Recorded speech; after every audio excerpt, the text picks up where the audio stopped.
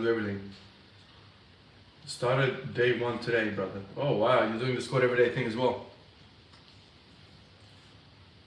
Wow.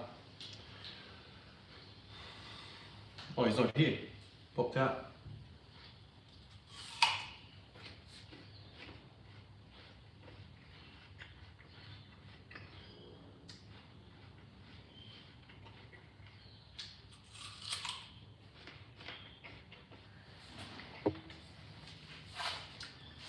Robert, man, what's going on?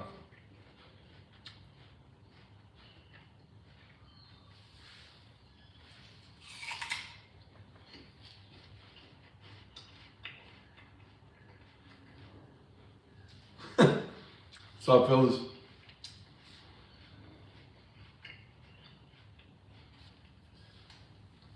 I haven't done a live in a long time. I don't know how long it's been, but it's been quite a while.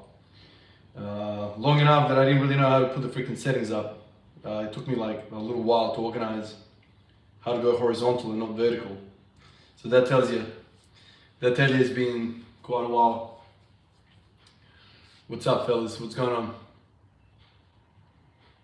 Oh, soup, man. I grew up on soup and stew. I don't know where you live, man, but like if you live in a cold place, man, soups are like lifesavers.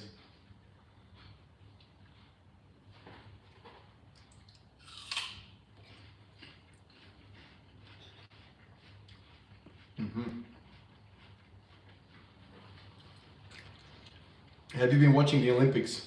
I've tried to watch some basketball, but it's all like locked up behind paywalls, man. That's kind of frustrating. I've watched a few of the basketball games, like Australian basketball games, because they're televised here. But for the most part, like I'm not going out of my way to watch the Olympics. I don't know, I feel like the Olympics were a bit more fancy when I was younger. And now I don't know. It doesn't have the sparkling feeling like it used to when I was a kid. You learn a few things and you realize that it's all a freaking scam. Billions of dollars are raised and the athletes don't get anything. And then the opening ceremony for this one was a joke. I don't know what the hell is going on in the world in general, but when I saw that wasn't nice, man. It wasn't nice, and it kind of put a bad taste in my mouth, and that was it. Day 16 for you. Wow. Love it. Yeah, I thought I'd get an apple before I start working out. I'm still not gonna go crazy. That's why I did the live today. I'm not gonna go crazy today. I'll just do some front squats. Maybe I'll do some hammer work for the forearms, and that's about it, man. I have to, like yesterday in the video, I have to learn how to rest more. I'm not resting enough, man. Body's kind of broken and still under recovery from the sickness. So it's like, yeah. I'll have an easier one today.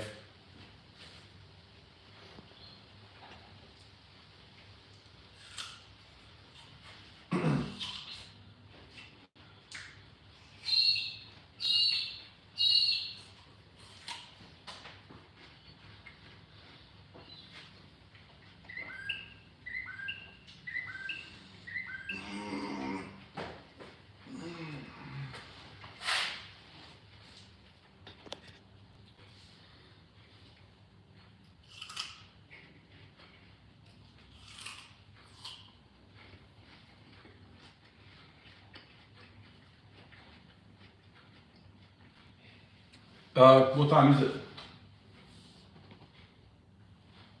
It's around 12:30. Yeah, there's so many birds around here, man. You hear it every time we do a video, like they're always chirping in the background. We live next to a river close by. There's a river, maybe, I don't know, 100 meters or something. And there's lots of trees around the river, and so I guess it's a perfect habitat for birds. So there's a lot of them. Every morning, like at 5:30, they'd start singing. So even if you want to sleep in, it's a bit of a challenge.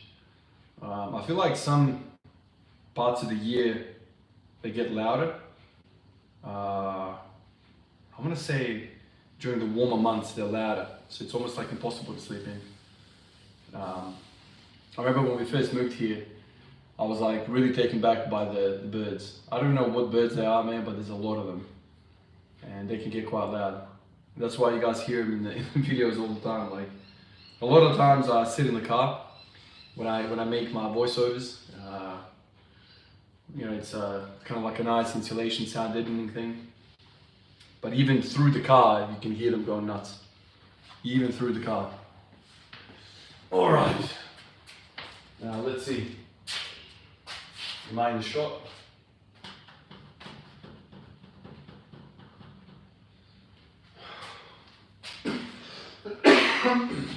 All right.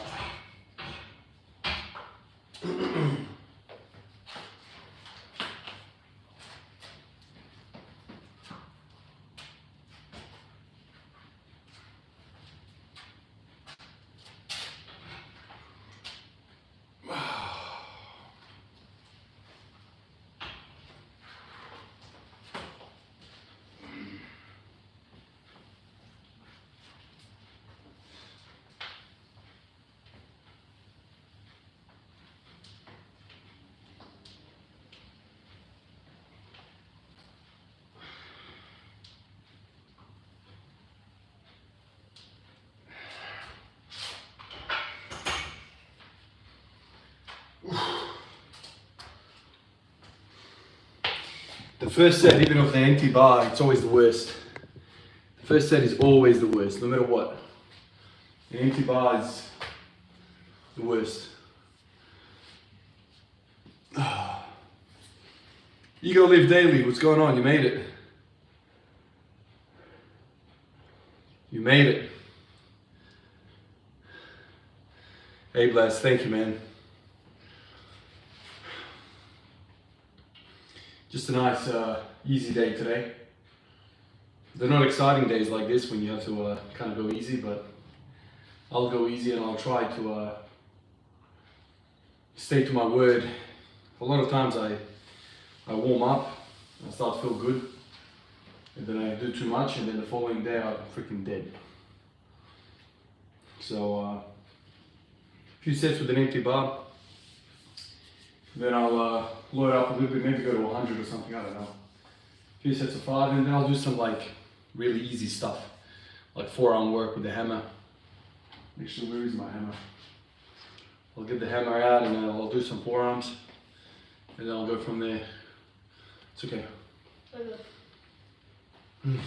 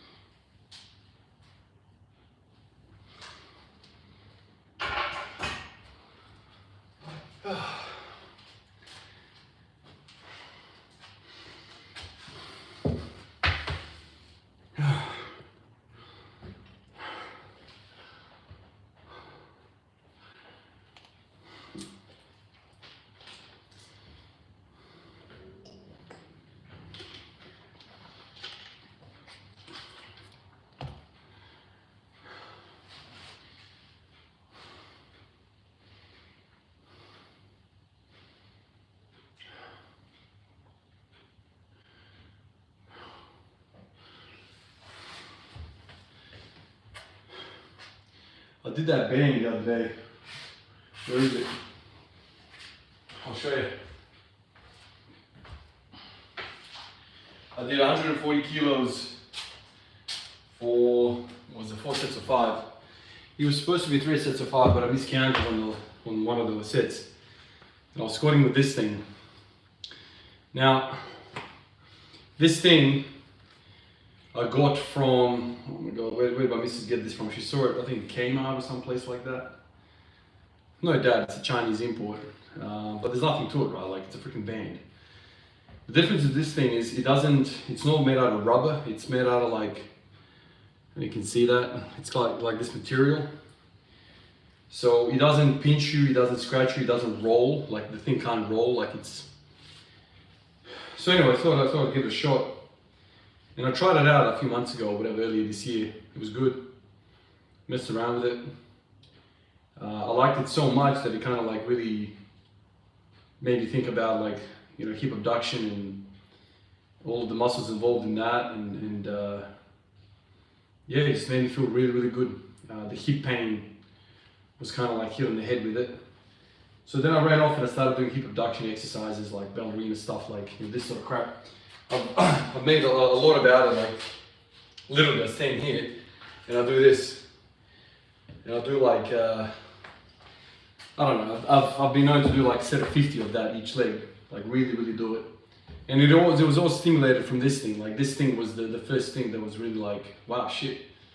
So when there is a external force pushing my knees inwards, my body needs to fight that resistance. It needs to offer that resistance to the force.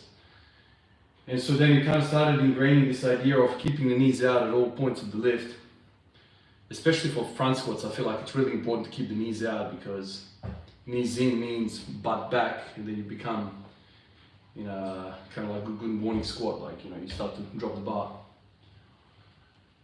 Anyway, so ever since I got into this slump of mine after the AMRAP period and a couple of sickness periods, I thought I'd try this, and the other day I did, like I said, 4 sets of 5. Oh my God, man. My glutes, like, you know how like you can do many different exercises and your glutes can hurt everywhere? Like right here, like, so this is the hamstring, like right in there, you know, like I remember Louis Simmons, like I've listened to a lot of Louis Simmons over the years, man. I remember Louis Simmons used to always say, like, you know, talking about whether, like, which hamstring exercise is the best, what type of hamstring exercises are the best. Is it the proximal hamstring work or is it the distal hamstring work? So like near the knee or near the hip. And you know, I'm sure we all know that Louis Simmons was crazy for hamstrings, and he always swore that it was all about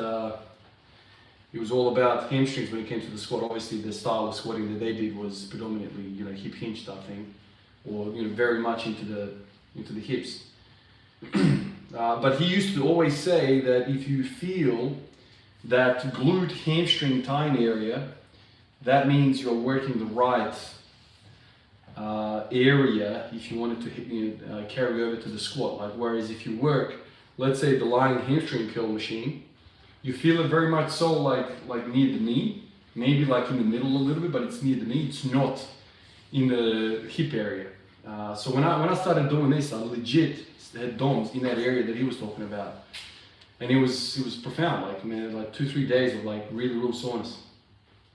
Yesterday I basically had a really light session. Today I'm gonna have a really light session. I'm really sore, man. So I decided to, like, you know, forego all the other crap that I was doing. Like I showed you, like, oh man, like I've this band as well. Like I would tie this around my ankle. If you can see this, tie this around my ankle. And I would use that as a resistance as well for the hip abduction. Really made a difference. And I think, I've said this in the past, I think that's kind of what triggered the whole 180 for 13 journey. The fact that I was like training the hip abductors so much and I started to feel really, really good. Because this is the thing, like we all know what the primary movers are in the squat, at least, you know, the way you squat or the way I squat. But if your stabilizer muscles or these supporting muscles start to fail, then your primary workers start to get put into a bad position and then they start to fatigue earlier. So by having that hip abduction strength through these exercises that I'm talking about, you're kind of like aligning yourself into a better position. Knee valgus, I mean, some people say that it kind of really accentuates your quads to work harder, but it is structurally not a good pattern to be in, because your glutes turn off, and as we know, glutes are very, very powerful muscle in the body, and so you don't want to have knee valgus basically. And it's also like a misalignment of the joint. Like if you have severe knee valgus, you can just think about what's happening in the knee joint. you know, in the NBA, I've said this before, NFL, NBA, they do these screening tests, the combines and you know, the tryouts and whatever, and they basically know that if an athlete falls with buckled knees or knee valgus, the chances of them doing an ACL down the track goes up. So when they're thinking about signing a max contract player to like this huge deal, you know, they do some of these tests and they're like, okay, this guy has a really high chance of doing an ACL. Do we really want to invest 5 years into this guy, knowing full well that he might blow his ACL and never freaking be the same again? So we know knee valgus is not good. Not that I have a huge knee valgus, but even a little bit changes the forces in the body, the physics of your lift. So this thing, as simple as it is, and you know, it doesn't really stretch all that much. Like, you think about it, like it's really strong. Like, I'm putting a lot of force. It says 17 kilos here. I don't know what they're talking about there, but maybe it is. I don't know. So when I put it on and then I put my feet out, there's already a force, and so then I have to like push my knees out. And yeah, just having that force with me at every point of my squat, it just tells me to push out, like at every point. Whereas if you don't have this and you think to yourself knees out, you'll get to a point where you kind of forget about it. And so, yeah, I think this is great. And I don't think you need to go like 17 kilos. Like, you can be anything, man. Like, you can literally be anything to kind of like tell your brain, okay, we need to work on this throughout the lift. But yeah, anyway, let me get another set. So now, like, when I do this set, you know, I'm not doing this today, but like the muscles that are doing that for me are very much turned on and on my mind. So now when I'm squatting, front squatting, I'm really externally rotating my legs. And it makes it feel a lot easier. And I remember when I did the 185 front squat, I had a wider stance. I don't know if you guys saw the video. It was a wide stance and I was able to get 185. So that was a key, clearly, for 185 as well as the 180 for 13.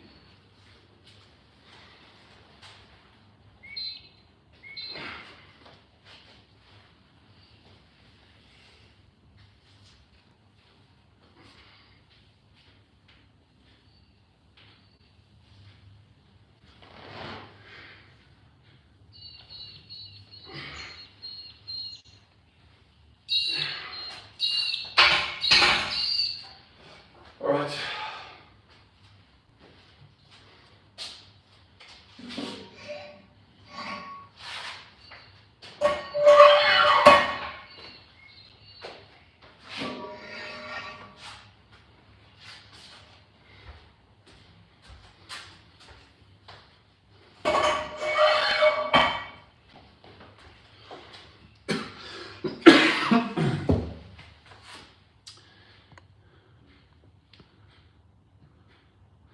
Oh, George, thank you so much for that, man. From New Zealand. I think NZ New Zealand. Why isn't this working? Oh, there we go. Thank you, George. Thank you for the support, man.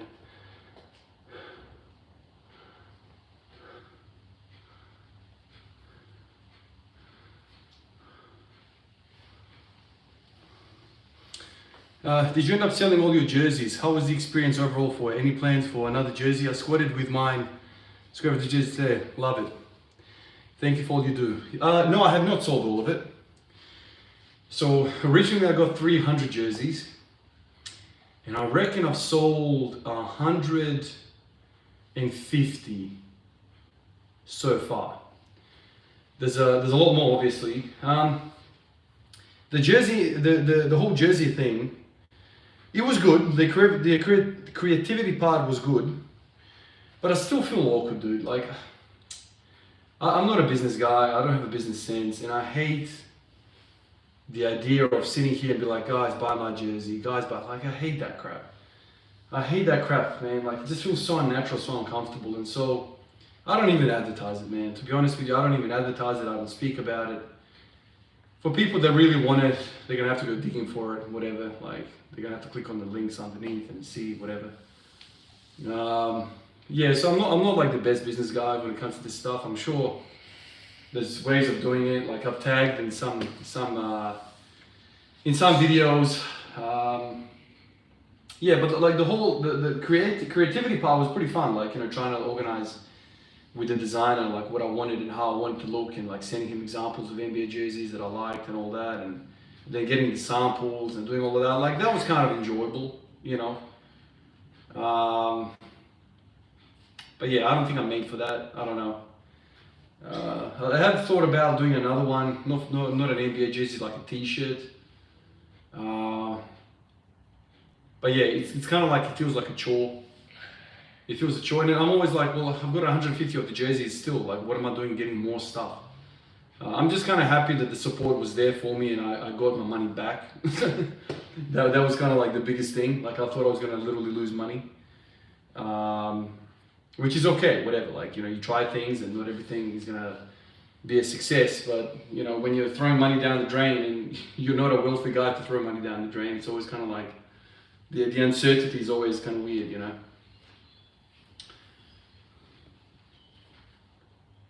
Bismarck 98, 93, you bought 6. Thank you so much, but there you go, man. So I don't know what percentage of the total sales you did, but it's, what's 6 out of 150? I don't know what that is. 5%, something like that. There you go, man. Because of you, it all worked out. I missed a lot of this stuff. Can we get a squad everyday jersey? I think I'm onto something. That would be really good as well. That would be good. Have you found your favorite season for training? Oh, it's definitely the warmer months. It's definitely the warmer months purely because, well, there's less sickness around the place. You know, the kids get less sick. There's less patients in hospitals with respiratory stuff, sickness. So. And there's more sunlight, so there's more vitamin D and all that. 2%. There you go, 2%. There's just, yeah, so the warmer months are better. Although, like, if you're gonna do MRAP stuff and you're in a vacuum and you don't have sick kids and sick patients, the cooler months are probably better in the scheme of things, because it's like, you know, especially if you train outside, you know, it's very, very hard to do an MRAP set when the temperature's 40 outside. Very, very difficult.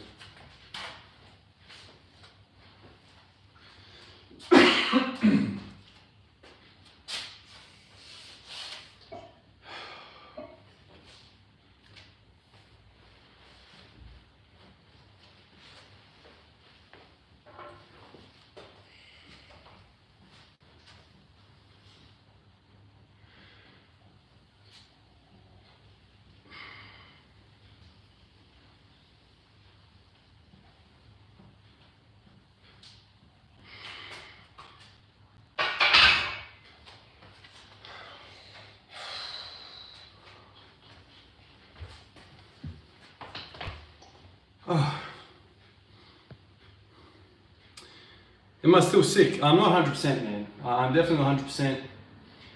So 3 days ago, like when I did this thing, that night I went to bed and I had like a sore throat again. And I was like, man, what the hell is going on? And so yesterday and the day before, I was like, okay, let's take it easy a little bit. So yeah, I'm not 100%, man. I don't know what's going on, whether I've got a long version of the sickness or something, I don't know, but I'm sleeping a lot. I still can't put the weight on. I'm like 20% weaker, if not more. Yeah, I don't know. Still working the upper back, absolutely. In fact, today was supposed to be an upper back day. Pull-ups, rows, single arm rows. But because I'm not 100%, I'm gonna give it a break. Maybe tomorrow I'll come in. Tomorrow's gonna be a really late session. We've got a lot planned for tomorrow. But yeah, this is the thing, like, because we're in winter, because a lot of stuff is going on,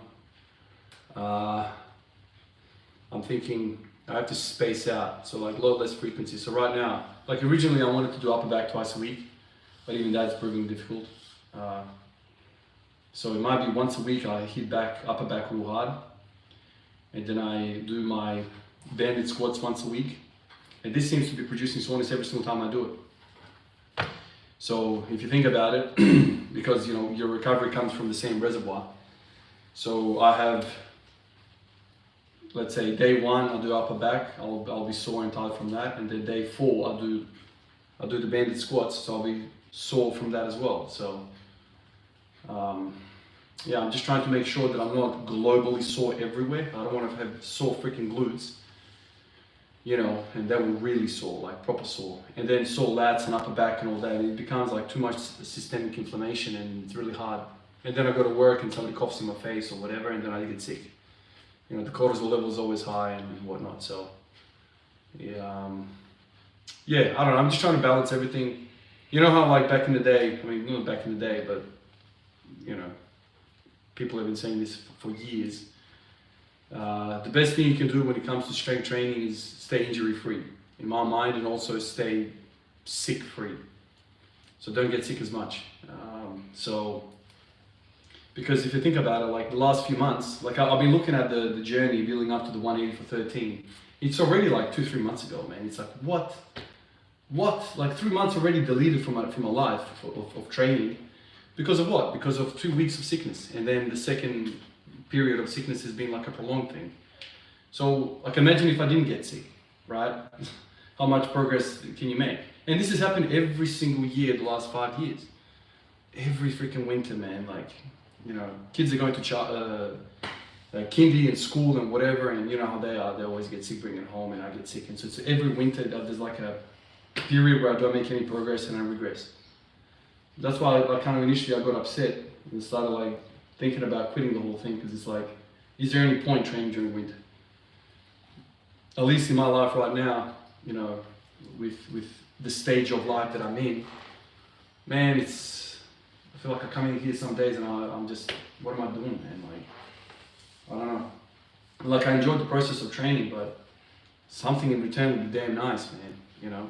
And I was telling my mate the other day, we were training together, and I said to him, after like 10 or so years of training and being natural, you know, and when I say natural, like not just in the gym, but also like natural lifestyle, like I'm not a freaking Hollywood celebrity living in Beverly Hills and I don't have anything to do all day except train. You know, I've got responsibilities and whatnot, work, life, kids, all that stuff. So when you're 30 to 40, your life is busy like crazy from just the external parts of training. So, you know, I'm busy with that. Now I've gotten 10 years of training under my belt. Then I hit a period of very, very, very busy lifestyle with kids and schools and all these responsibilities. So now it's like, even if I didn't have all the external factors, after 10 years of training, progress becomes very, very hard. Like you train all year for like a 2-3 kilo increase in, think about this, 52 weeks, 365 days, you know, a year, you're building up to a 3 kilo increase in lift. And it's like, wow, the return is so poor. It's such a poor return. Like if you think about any other business venture or intellectual venture, like, come on, man, like, that's a lot of work for nothing in return. So that has a mental effect as well. Like, you know, it's almost like, I know nothing's coming out of today. And when you think to yourself like that, you're like, Jesus. And then you throw in the sickness and the responsibilities and whatever. So like, I'm not even primed to train today. I'm not even feeling great to train today. And even if I was, I wouldn't get shit out of it. And it's like, fucking hell, man. I always go back to my mate. I hadn't seen him for years. And then we finally caught up. He lives in a different city. And before he went to this different city, you know, he trained a little bit, whatever. And then I finally saw him after like 6-7 years. And I was like, dude, are you training? Are you still training? He's like, nah, man. And when I said why, he said, it's such a poor return. Like, it's so hard and you get so little in return. And that resonated with me because I kind of laughed at him and I was like, it is so true, but I still can't keep coming back, man. Yeah, so it's interesting. It's an interesting thing. But for some reason, I tend to fall in love with the hard things. I don't know what's wrong with me. I tend to love the hard things, but maybe subconsciously because I know that when you finally win in a hard thing, it feels freaking amazing. Maybe it's that. Yeah, at some point it's about maintaining it. Yeah. Yeah. It's like, I don't know. In my mind, I still think I have a shot at 300 kilos. In my mind, I still think it's gonna happen. I believe. Didn't doctors? I mean, this is it. Like when you throw drugs into the pictures, whatever. But didn't Dr. Squat hit 1,000 pounds at 46? I think that somebody can do a check on this now, but I reckon it's true.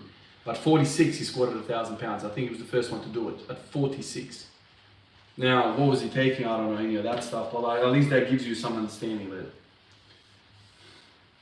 That's how it is, I guess. I don't know.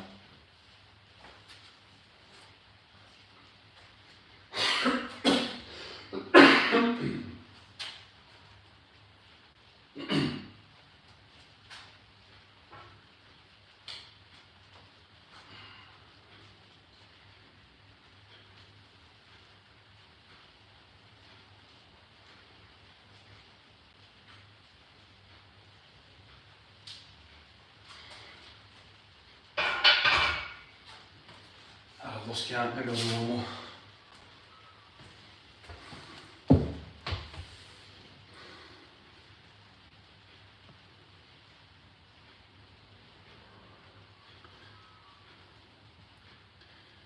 Hey, how you going, Marco? Greetings. Oh yeah, so this is the thing. If you get to 300 kilos, you've worked something out. I mean, 300 kilos is elite, as we know. So when you get to 300 kilos, you go for 325. It depends on the circumstances. You know, some people put on 20, 30 kilos of body weight to get there. So to get to 325, you have to put on another 10, 15. Don't know. But if you can maintain some sort of health and get there, then it's okay. It just depends how you go about it, you know. I don't know. I guess we'll find out. We'll find out. But you know, no matter what happens, man, every day is a lesson. Every day you learn something, you take something out of it, even if it's a small thing. There's always something to be learned, always. Always. So even on the rainy, freaking shitty days, there's always something to be gained. That's how I think about it, man. I honestly, I don't know, I might be just an internal optimist. But I know what's inside my heart. I know the purity, I know the love, I know the passion behind it. And when that is set, and when you have that locked in, then whatever, man, just, that's it. Like, you have a true heart and just go for it. Yeah, push reps at 80%, yeah, why not? Any advice for posterior chain work after herniated disc? Having it be the limiting factor in my life, my left has been very frustrating. Herniated disc, it's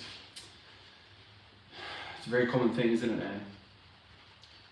For some reason, like, I'm just thinking to myself, I mean, I don't know who you are, but are you a short-legged squatter? Something tells me you are. Something tells me that you struggle with deadlifts and you're really naturally a good squatter. I feel like, this is just my gut feeling, I feel like most people that injure their backs are the squatty types. The types that send their knees over into the next room when they squat and really upright torso. Because everything I do is posterior chain, everything. Whether I'm squatting or deadlifting is posterior chain. So you become so resilient in that. But yeah, so if you are, I mean, it doesn't really matter if you are or you're not, but look into other people's experience, man. When it comes to back health and back injuries, I always think of Louis Simmons. I know I'm biased and whatever, but that guy resonates with me. And I've listened to a lot of him. I don't know why, like, maybe because he's so passionate that he resonates with me so much and I get attracted to his thoughts so much. But that guy's snapped his spine like many times, man. And that machine here, right, that machine there, that's his freaking little invention. And there's an opposite version of that machine, which is the reverse hyper. And those two machines is what you need. A non-axial loaded exercise in which you pump up all of the muscles involved in a squat or a deadlift without axial loading, without loading on your spine, is what you need. That makes space between the vertebra and your discs get a respite while you are working the muscles which have failed you when it comes to the injury. These muscles that we're working in this machine are the muscles which have failed you. The hamstrings, the glutes, the lower back. There's probably more things there as well, like the anterior core as well. But it's predominantly your inability to control your pelvis. You know, it all comes down to the pelvis. So when you're squatting, if your pelvis starts to posteriorly rotate this way, all of a sudden all of the discs, so this is your back and this is your pelvis, all of your discs along the spine start to get force placed upon them, irregular forces, because no longer are they stacked properly. All of a sudden there's a curvature, there's a butt wink, and then you start to load up incorrectly those structures, and eventually one of the pillows or one of the discs pops, and then you have the herniation, and the pain is created when that fluid from the disc starts to protrude, and then you're hitting the sciatic nerve, or you're hitting one of the nerves, and that's where the pain stimulus. That's when you start to feel that. So train it, man. Like, you know, every single day. You know, I would hammer it every day.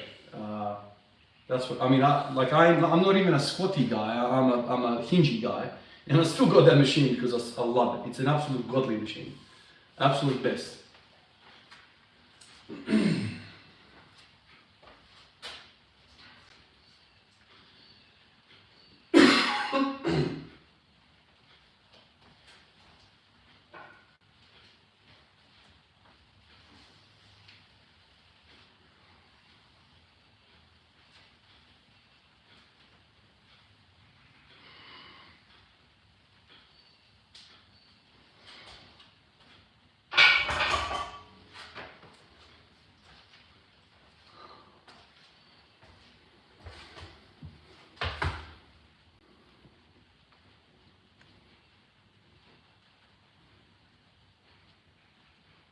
Yeah, squat RX, yeah, that's it.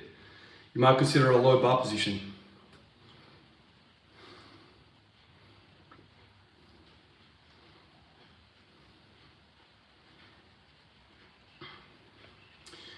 Reverse hyper is the one that, so this one is called a GHD, glute ham developer, and the other one is called the reverse hyper. Those two machines is what Louis Simmons created, and now it's been popularized, and it's in every gym almost, or not quite, but getting there.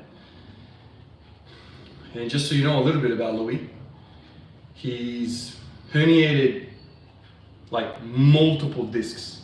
He even broke his neck once doing Good Morning, and he screwed it up, and the bar rolled, and just freaking, you know, snapped his freaking, he almost died really. But yeah, after all of these injuries of the lower back and the thoracic back, each time he came back and he set a world record for his age group, for his weight class. So think about that. Like, theoretically, you've snapped your back as well. So theoretically, you can come back and set a world record if you listen to Louis Simmons.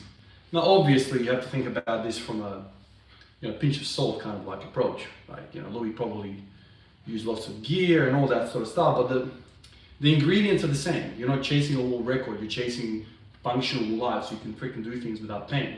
I think that is your world record. So yeah, if it's good enough for a world record holder, I think it's good enough for us as well. So live in that machine, man, live in it. Live in it. I bought mine from Rogue for $1,000, I think it was. And it's a freaking amazing machine. Like, it's so freaking sturdy, it's so heavy, it's amazing, absolutely amazing. I want to get the reverse hyper as well, and like, I just want to tell you, like, I don't have back problems. I have hip problems because the way I squat, but my back is you know, I don't want to say anything bad, but it's bulletproof because everything I do is back. I struggle to engage my quads, but I still got that machine because I absolutely love it. Absolutely love it. It's falling out of the rotation right now because I'm focusing so much on my hips now, but I love it. And you know, my dad comes over, he jumps on it, he's like, this is the best thing ever. This is a non-lifter man in his 60s. He's like, this is an amazing piece of equipment. Like, screw your lifting, this is just amazing. Decompresses the spine, like it's stretched. He gets in it and he just hangs, like his head's on the ground. He just hangs and he's like, wow. My mate comes over and he's like, wow, this is freaking amazing. I feel like somebody's pulling my spine apart. Like it's just great, simple as that.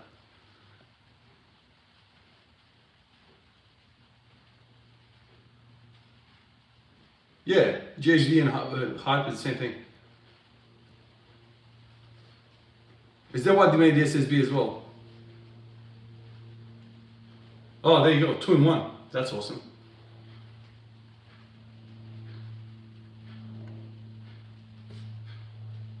Yeah, nice, dude. Don't give up, man. I'm telling you one thing: never ever give up. I know it's easy to give up when you hit some freaking obstacles and whatever. Trust me, I've had many obstacles. And I've had it in you know, obstacles in front of people, right? Like people point their finger and laugh at me. Ha, you freaking loser, you've been squatting for a billion days and you're still shit. You know, so, you know, you're private, like, you know, you have no one, you know, shaming you. So for you, it should be even easier, right? No one's shaming. Don't quit, man. Don't, just keep on going. I've kept going, even though you hit stages of your training where you got nothing to show for, and it's frustrating as hell. And there's nothing sweeter than proving all the hate is wrong. But you still keep going, even though you're not promised any results. This is the thing. I could be doing this for another damn 4 years and I could be in the same position. That's a possibility, without a doubt. But it's, I always tell everyone, man, this is an intellectual journey as much as it is a physical journey. The decisions you make, exercise choices that you make, how you approach things, how you process things. You know, my ideas from the first year of training up until the 5th year of training have changed dramatically. Also, my body's changed dramatically. I've gone from, you know, 85 kilos to 105 kilos. You know, I had 2 kids, a 4-year-old and barely a 1-year-old when I started the squat everyday journey, and now I've got 3 kids, 8, 5, and almost 1. You know, so, and now the kids are going to school, and there's also, so like, theoretically speaking, I have less time for this. I have less time for this, and I have less time to recover, and it's only getting busier, you know. But you still go with it, man. Like, it's, you know, if this is it, like, if you quit 100%, you're not getting anything. If you quit, you're not going to get any results. If you come in and you still mess around a little bit and you try and work things out, that's it. I remember when I had trouble with my hip and it was killing me. I couldn't even drive to work, man, at one point. Just sitting in a 90-degree position was absolutely killing me. That was a dark time.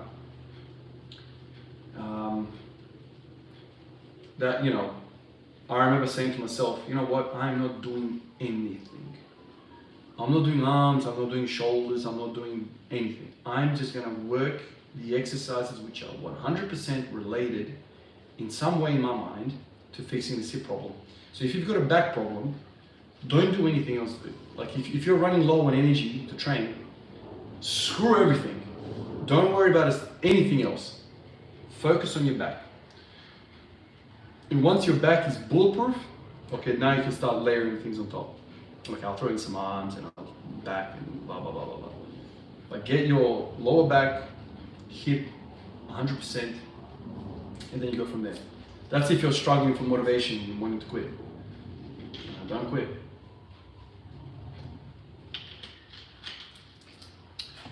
Alright, so let me get some more of this light stuff in.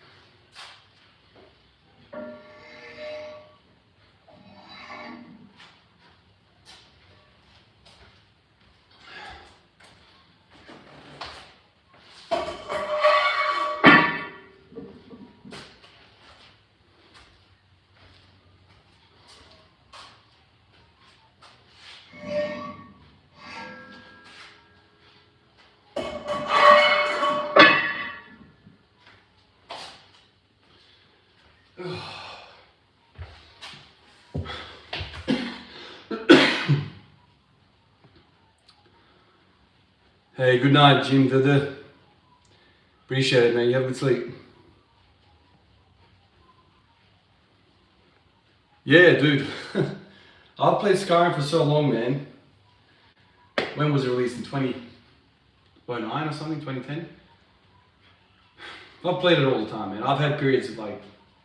I've moved away from it, but I always come back to it. And, I mean, I've got pictures of my son being like 6 months old in my lap and I'm playing Skyrim. Yes, he does play Skyrim. He plays Skyrim, he basically restarts a new character every time he plays, every day. He runs around, dresses up as a guard, Whiterun guard, and he pretends to be a guard and walks around. That kind of thing. He loves it. He could play 24/7 if I allowed him to, but limiting the screen time is the thing. So yeah, man, Skyrim is very much part of my household. Yeah. Hey, Prodness, what's going on, man? Day 8, commenting every day, my man. It's a marathon, not a sprint. That's it. Have I tried Louis' conjugate system? This is the thing. I don't like. No. The answer is no. Not exactly how he wants it. But I've got a lot of ideas from him. I've implemented a lot of ideas from him. And you know, since then, there's been a lot of people starting off podcasts and peeling away from him and commenting on him and saying what bits worked, what bits didn't work. Oh, Miz, thank you, man. I'll get to your question in a sec. So there's a lot of chatter about Louis and whatever, but I still think he's one of the GOATs of the game. You know, an absolute asset to this culture. You know, world-class coach. You know, he grew up in a different time where gear, as in squat suits and knee wraps and all that, was part of the game. And so he was stubborn to let that go towards the end, and that's where he caused a lot of rifts between, you know, a lot of the other guys who are now popular in the industry. But you know, it's very, very hard to change when you're a 60-year-old man, 70-year-old man. So we can't really criticize him for that because he grew up a certain way with certain ideas, and all of a sudden now the new kids are coming on, like, no. What we need to do is we need to train raw. We need to compete raw. But yeah, he's. I still, man, like, if you look at my YouTube, man, like, I still have, like, if you click on the Louis Simmons Westside Barbell YouTube page, like all of the podcasts, like hour-long podcasts where he's talking, you know, sitting around the table and guys asking questions, they're all like, you know, filled in. What color is it? Red. Like the bar underneath is red, so I've watched all of them, and I've watched them several times. Because, you know, you listen to somebody for an hour, and you're listening, and you're listening, and you're listening, and you know, you learn stuff, but you miss stuff. It's kind of like I've read the same book 3 or 4 times, and each time I read it, I feel like I learned something more, because your brain gets triggered by this thing that you're reading. It's triggering thoughts. That's what books are. And so you read it once, it's one trigger, one line of thinking, and then the second time you read it, you might go on a different tangent and learn something different. So yeah, Louis is one of the best. Miz says, yes I can. Would you say compound lifts are better than isolation? Oh, it depends on the goal, you know. It really does. For me, absolutely. Compound lifts are everything. But if you're interested in bodybuilding, then probably no, it's the other way around.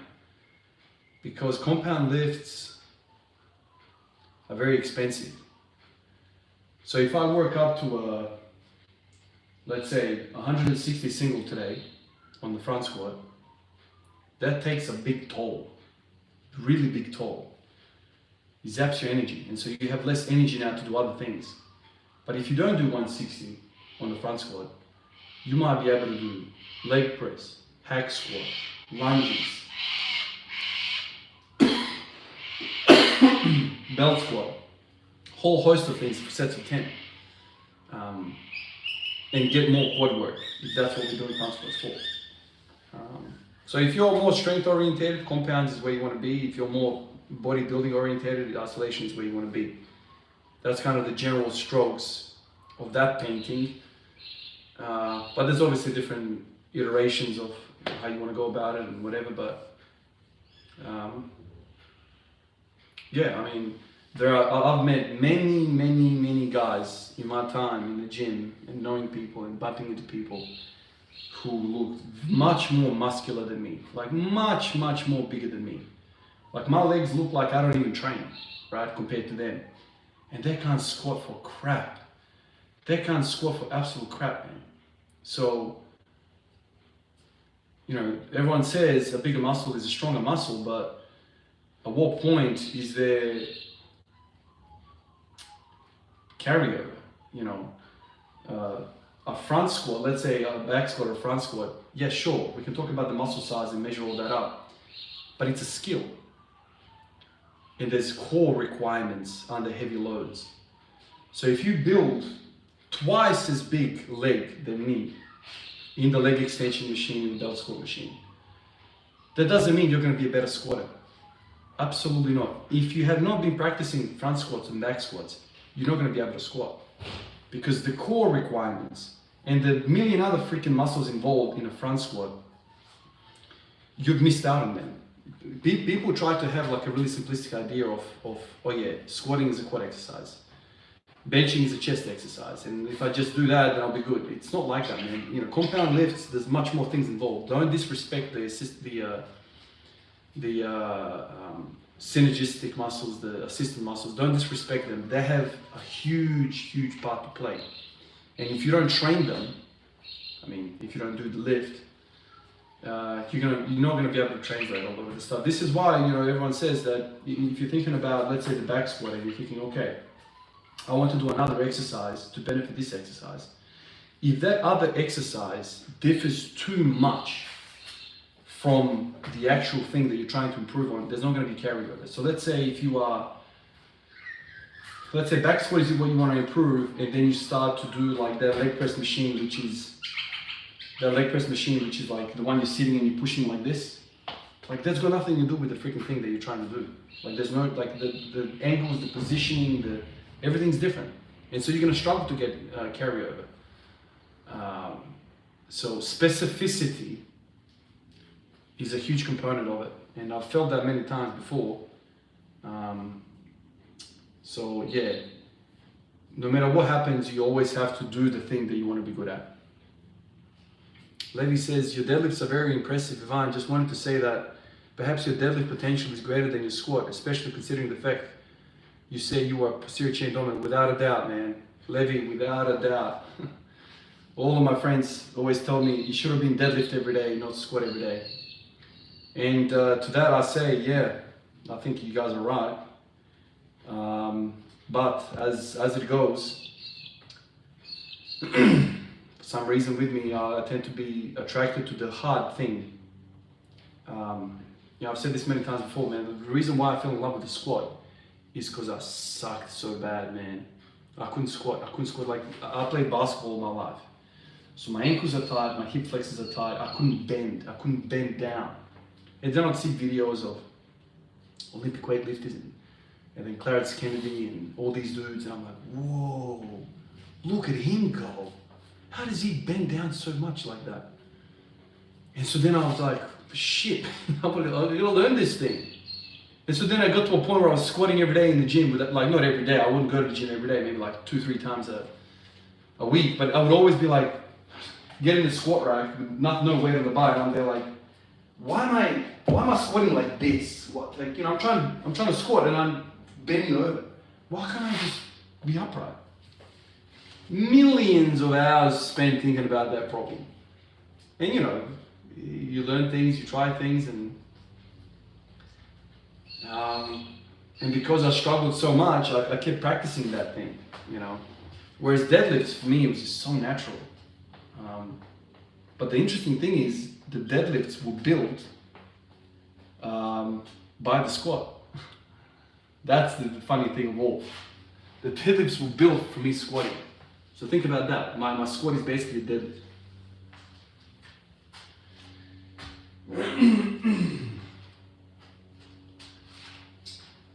Alright.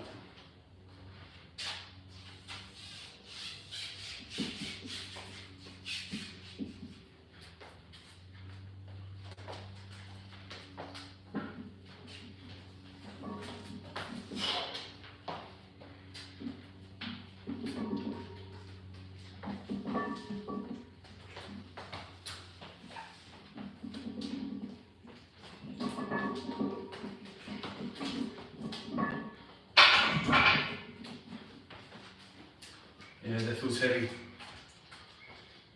Still not right, far from it. Do a few sets of that. Mess around with it. Danish, miss the lives. Yeah, I miss them as well, man. This is fun. Yeah, not a lot of us are built to be good squatters. I don't know why, but squatting for me, I have a harder time than when I tried Zercher squats. Like a Zercher squat feels better and squat worse for some reason. Oh, there's a reason for that, Josh. There's a good reason for that. It's like this.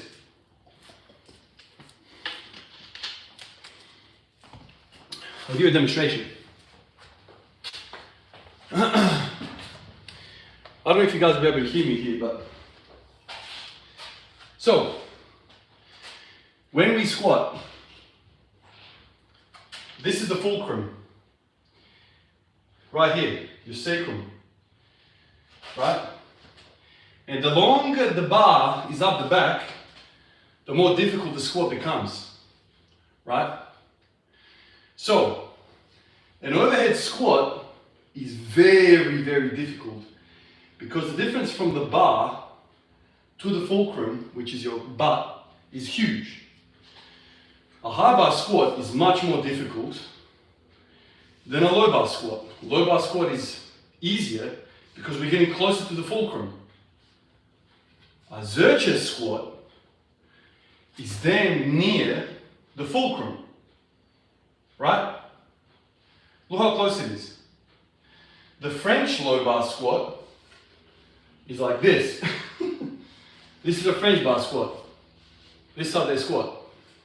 Might as well put it on the damn ass, right? So when you're saying that a Zercher squat feels better, it's because you're closer to the fulcrum. And the demands of hip extension become less and less. That's the whole story. So this is why when I started front squatting, overhead squatting, I was like, God damn, this is killing me. It's so hard, it's so much harder. This is why a high bar squat is much harder than a low bar squat. Because that little bit of a distance, people think it's nothing, but that little bit of a distance increases the distance between the fulcrum and here. And all of a sudden, you've included these muscles at the top, and there's more chance for the spine, the thoracic to cave, right? Whereas when you put the bar here, who cares about what the thoracic is doing? It's very, very easy. Very, very easy. So that's why people are always like, oh, Ivan, have you tried the Zerchers? I understand why people do it, but it's not, you need to understand that you're trading certain things for that. In Zerchers, of course, there's a component of holding the thing in your hands, so there's still there's some force falling you over. But theoretically speaking, it's closer to your center of mass, and that's why it's easier. So, over the years, people have tried to manipulate some of these physics involved in the movement, because we all come from different shapes and sizes and angles and proportions. So everyone is not made for everything. As much as the lefties will tell you, I identify as a Lu Zhang Yung. Yeah, it's good for you, bro. You're not. So nature is cruel, it's very strict, And the way you came out of your mummy with the proportions in the DNA is what dictates a lot of your stuff. Yeah, there is nurture component to it.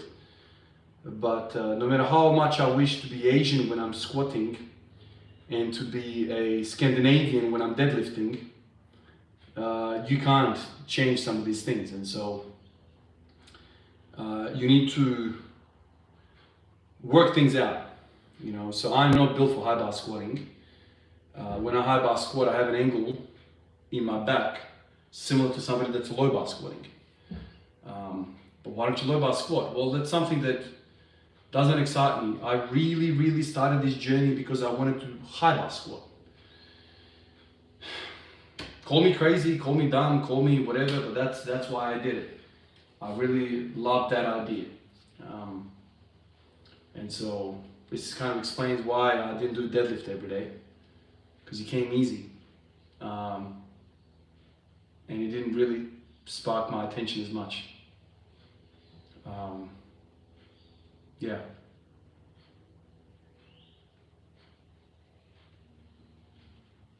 Oh, thank you, Danish man. Yeah, I've done a lot of thinking about some of these thoughts. A lot of hours spent churning away some of these thoughts. This is the thing, whether you're failing or you're succeeding in your endeavor, if you're in your endeavor for 10, 20, 30, 40 years, you're gonna know stuff. You're gonna know stuff. You know, why is Steve Kerr, the basketball player, more successful as a GM and as a coach, more successful than Michael Jordan is as a GM and as a coach? I don't know. Success in the sport doesn't necessarily mean you're going to be successful in teaching it. In fact, what we know through anecdote and through examples in life is that people that have struggled more in their sport tend to be a better mind for the sport. If something comes to you so easy, you're basically leapfrogging a lot of the issues that somebody else might be working through. So Michael Jordan comes onto the basketball court and just dunks over someone. Okay. So you're not worried about getting blocked. You're not worried about Euro stepping. You're not worried about floaters. You just fucking elevate and you dunk on the guy. Look, I'm not saying that is a wrong thing to do, but I'm just saying Steve Kerr had a harder time playing basketball because he had many more limitations. But that doesn't make him a better basketball player. He's just, in terms of like, you know, processing the game in your mind. I've had so many freaking difficulties, so many issues that I guess you could say that I've learned something along the way, basically. As simple as that. You learn something along the way.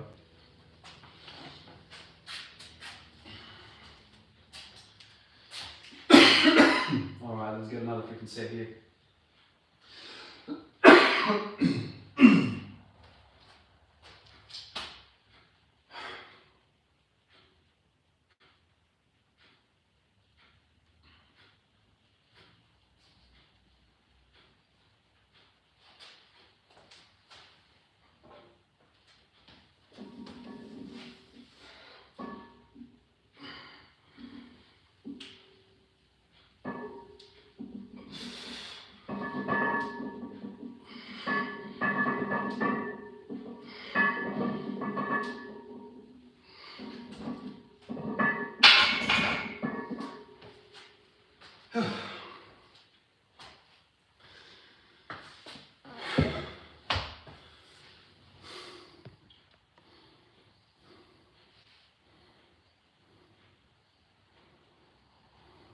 Yeah, squat RX, without a doubt.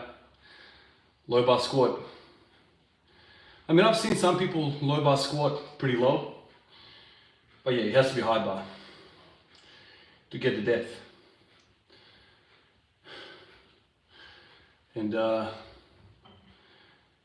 yeah, that's what I find most exciting in training, is that immersion of lots of strength and lots of mobility. For some reason that is so sexy to me, man.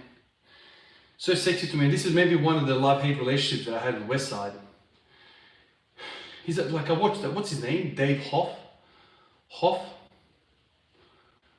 like the best lifter that Louis produced. He squatted like, I don't know how much, man, like 1,200, 1,300 pounds, whatever. Some crazy freaking figure. And I watched that squat and I'm like disgusted. It is so freaking disgusting to me. I feel embarrassed watching it. Do you understand? I feel embarrassed watching it. And I'm like, why am I feeling embarrassed for him? It's not me doing that. But then like they put all that stuff. And I'm like, that is not what I want. The guy gets to like split minimal, like just minimal range of motion. Like his squat is just avoiding the squat. It's a squat that avoids the angles. It avoids 90 degree, you know. Yeah, it's just weird. Look at, he's very strong, don't get me wrong. He's 25 million times stronger than me. Because I can't do that, right? But still, it doesn't excite me. That's not going to get me up in the morning and be like, hey, let me get in here and actually I need to widen this freaking squat rack, right? Because, you know, I need to put my feet even wider. So we need to, you know, I need a monolift and chains off the ceiling because the squat rack is too narrow. That doesn't excite me. I don't know, each their own, but I have to be honest, like it's not something that I like to see. It's just not. Do a clean right now. I haven't done cleans in a long time. I could probably muscle one at 100, but not proper. Where am I? There you go. Coaching is in boxing is the same. Day 2000, another blood work test. Yeah, we could do that. That sounds like a good idea. What can I do with knee pain when squatting? I squat narrow and high bar. Once again, without knowing anything about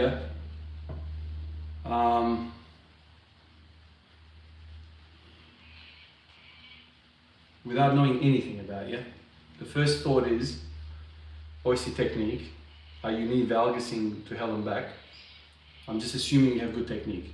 Like, if there's something god awful in your technique, that's, you know, obvious. I'm sure you've thought about that, but the very next thing is, okay, I've squatted every day for damn near 2,000 days in a row, 1,700 days in a row, and I don't have any knee pain. Okay, so let's pick that apart. Why doesn't Ivan have knee pain? Because Ivan is posterior chain dominant. So why do you have knee pain? Are you posterior chain dominant? First question. What is your quad to hamstring strength ratio? My quads are shit. I can tell you that, you know, straight up. They're shit. But my hamstrings are good. Hamstrings and glutes are good. I'm posterior chain dominant. So if you have knee pain and you're a high bar, narrow squatter, and if your high bar actually looks like a high bar and it's like really upright, my first reaction is, what are your hamstrings doing? What's your posterior chain doing? And go from there. That's my gut intuition, straight away. I want to know straight away, what's your deadlift like? What does it look like? How much can you do on GHD with no body weight? Just body weight, no weights on top. How much can you hamstring curl? These kinds of things.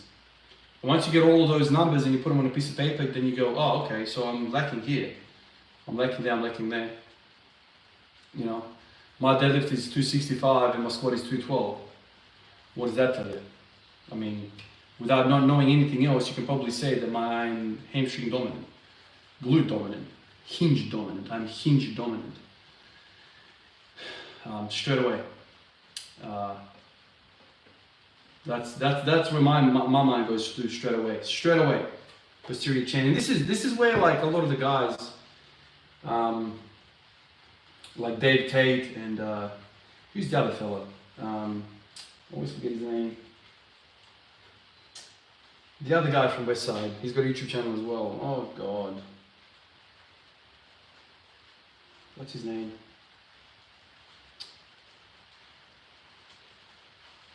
He's got those warm-ups. Something warm-ups. Wendler warm-ups?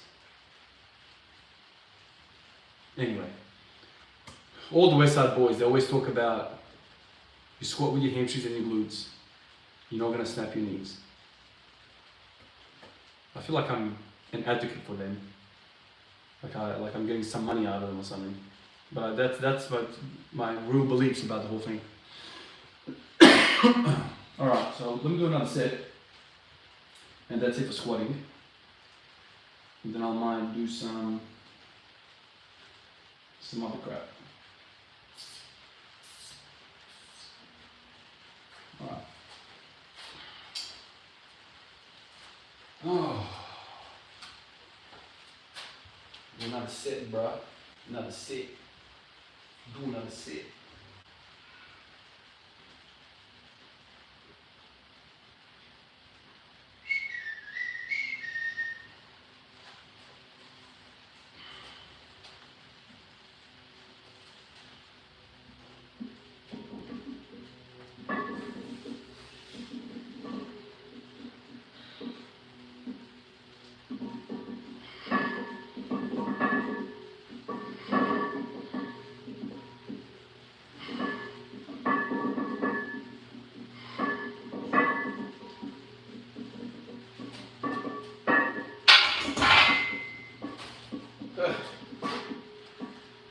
That's alright, mate. That's alright. That's bloody alright.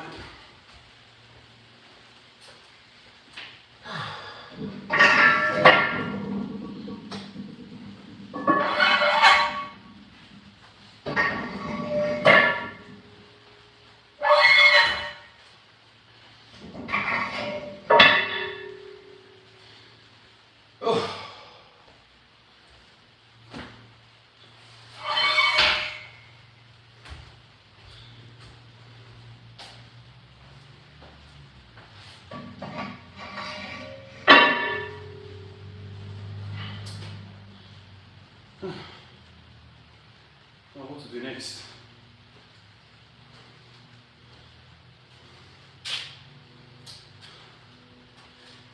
This is another thing that gets tricky, man. It's because I'm still feeling crap. I'm doing like these soft sessions.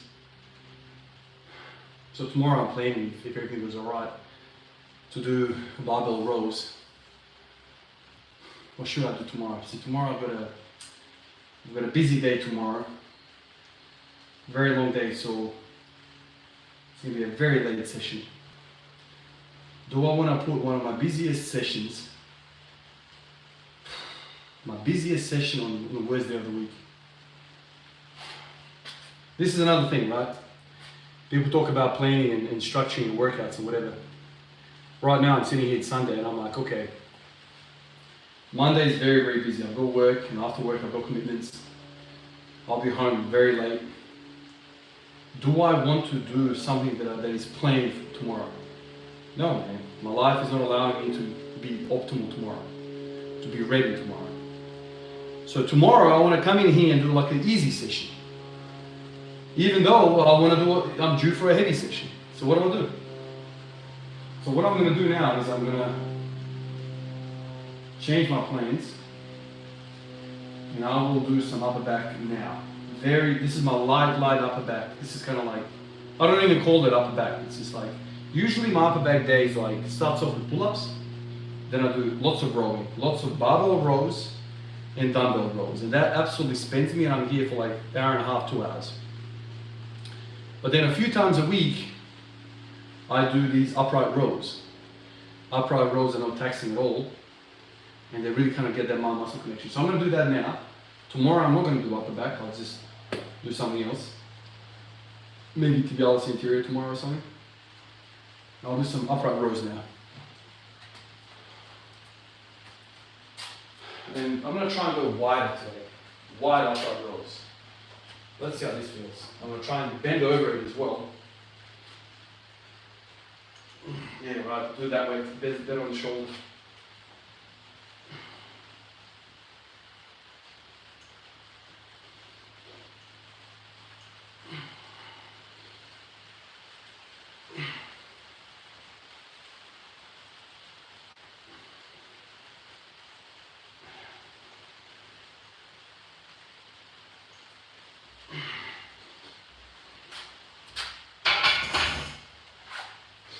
I had some weight on that.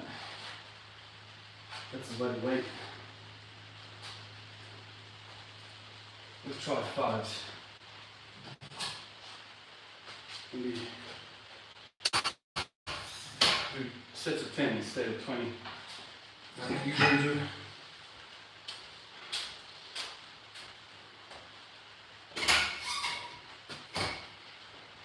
Fives. That'll do, mate. Some 5s. Now, what did I miss here? Winning warm-ups. Yes, winning. Thank you. Yes. The last few months, strength has been going up a lot lately, but I've been struggling to gain weight as I'm also a skinny jeans guy. Do you have any food hacks to gain weight? Yes, sugar. Sugar, man. Finish every meal that you have in the day with some sugar. Ice cream, chocolate, sweets, any sort of sweets. That would increase your gastric emptying, peristalsis, which is the movement of your bowel, and you will clear your gastric contents quicker, and then you'll be able to eat quicker. Also, sugar causes an insulin spike, and then subsequently an insulin drop in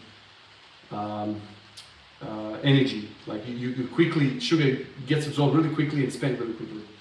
So you'll have a high and then a low, and that low usually is when we get hungry. That's what I'm currently doing, although I didn't do it this morning. But that's how I'm trying to get more food under me. I'm just trying to get back to ground zero, man.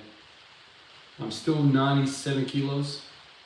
I'm still down 3 kilos. What's that? 5 pounds? Is it 5 pounds? Something like that. And I feel flat and weak and all that, so more food. Yeah, adding more oil and fats is absolutely great, but those are long chains, so they keep you fuller for longer.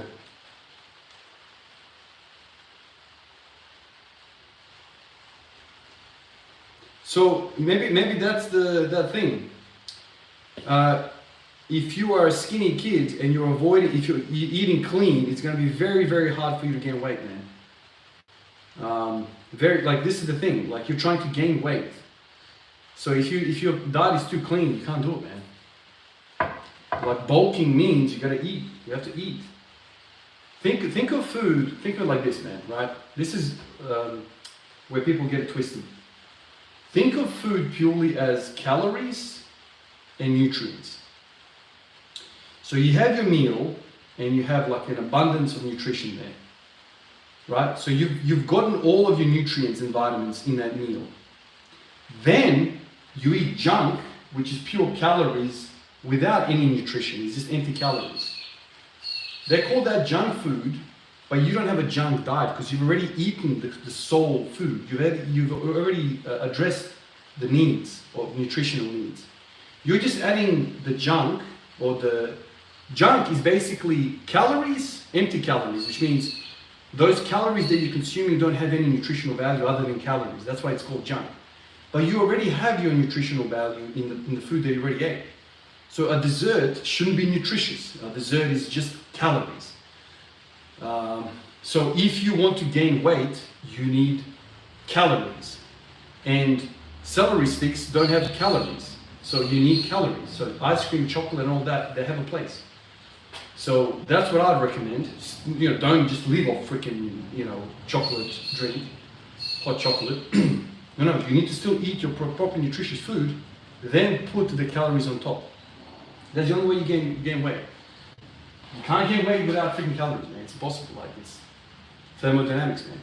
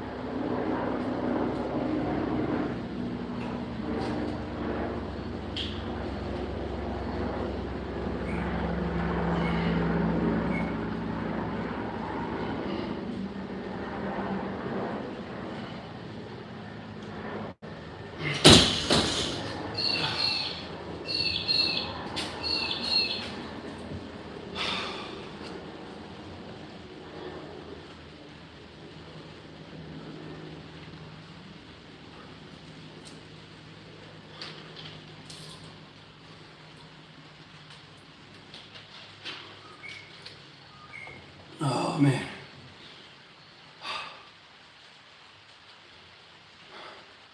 This is a good exercise. When I first started doing it, like last week or whatever, I was rowing like really high and my shoulders felt a little bit funny again. So instead of doing this, I now lean over a little bit and I row to back here. So I don't go out here, I row here, upright row. And it feels a lot better, and I feel like my traps and all that get more engagement. But dumbbell or barbell? So usually I do dumbbells after my barbell rows, and I find that I have better lat activation with dumbbells because I can go like back, like throw my arm back this way. It's not just up, you know, and that, you know, backward motion really, and then the stretch, it's really nice. I like it. It's a great feeling. But for some reason dumbbell rows, like if I load them up heavy, I start to get that groin pain, like my hernia is going to pop out. So I tend to go really light because of that reason. And people have made videos about like why the single arm rows are bad because of that twisting motion, and you're kind of like not loading, you're breathing properly, you're bracing weirdly. Lots of people have had hernias from single arm rowing. So that is something to think about. So I tend to always go heavy with barbell rows and then do a finisher with dumbbell rows. It's just, that's the way my preference is. But yeah, barbell rows are shit because they're heavy. It's compound movement. It's proper heavy. Who says to do your upright rows a bit wider than you initially think? So like shoulders width or more, I guess you meant. Yeah. So I was doing them like when I started last week. I was here. Now I'm back here. But I'm not raising too high up because this does weird things to my shoulder. So now I'm going like here. Kind of like that and not, yeah, so a bit different. So now our pinkies are at the rings.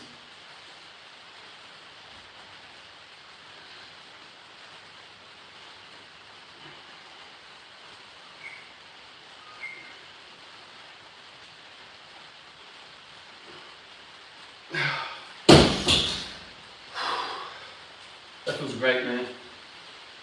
That feels really, really good. The shoulders are happy. And I feel like the wider you go with the grip, the less biceps you get, which is good. Because then, especially me, I'm bicep dominant with all my pulling.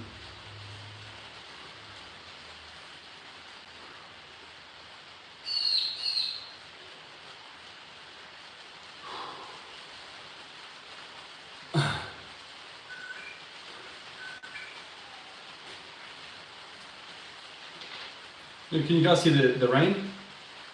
It's raining here.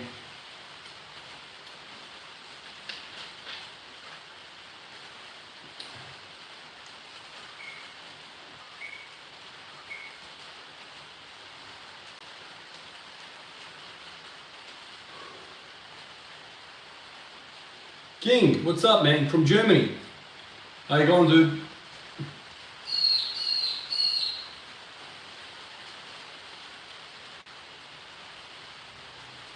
Yeah, Corey, that's it.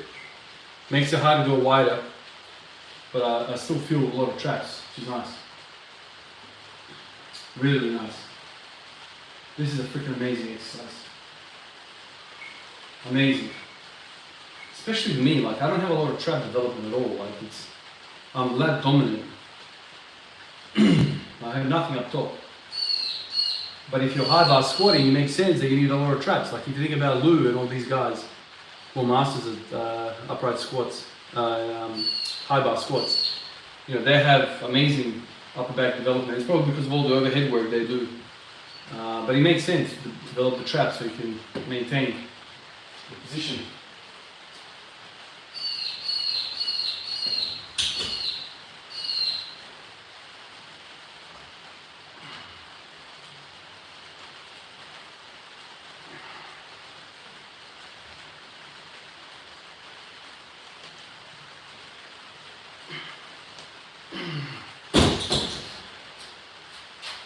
That's 3, I think. Let me try and load it up a bit more.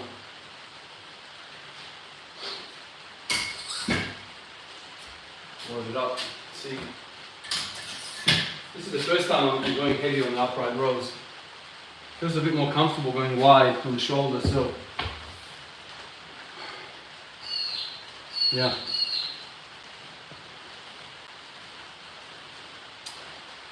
Are you much of a traveler? No. No one in my family travels, man. We're not that type. Not at all. My parents, they don't travel. My brother, nah, we're not like that. We're very homely people. We like peace and quiet. Eventually, yeah, we want to travel, but with young kids, man, you know, if we were to go to Europe now or America or a big trip, I don't know, like it would be comfortable for us to have a 10-month-old and a 4-year-old and you know, how do you go sightseeing when the kids can't walk that far, you know?